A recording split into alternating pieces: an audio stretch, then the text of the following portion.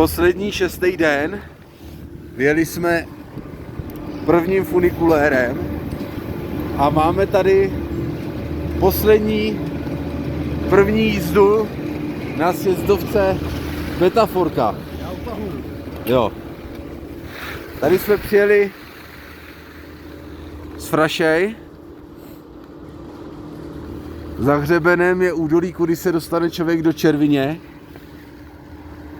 A oni než si utáhnou přes Káče, tak pojedu napřed. A už se nám to nachýlilo, no. Bude konec 6denního lyžování. Mohlo být 7, ale první den nebylo úplně počasí.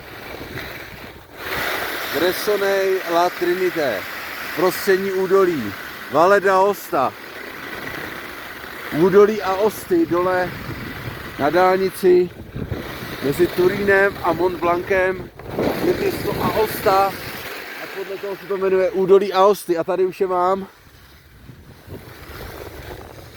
A dnešní ráno je sobota, takže nám sem prvně přijeli lidi.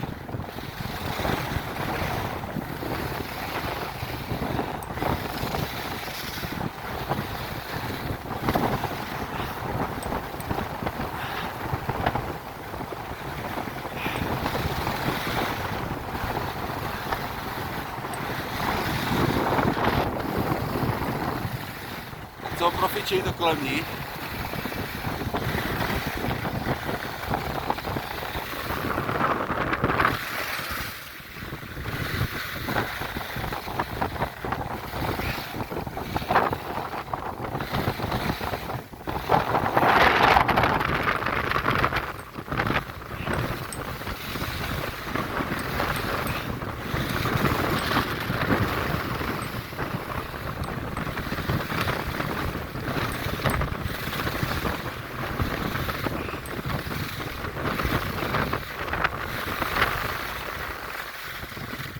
Jedeme celou jízdu.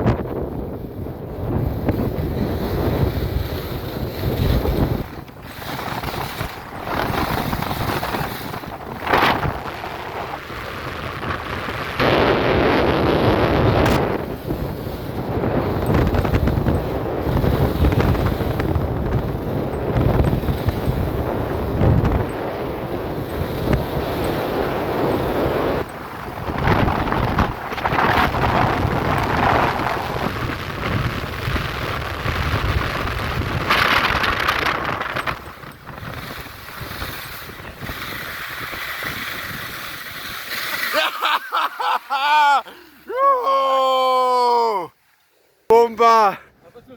6. den, první jízda. Úžasný.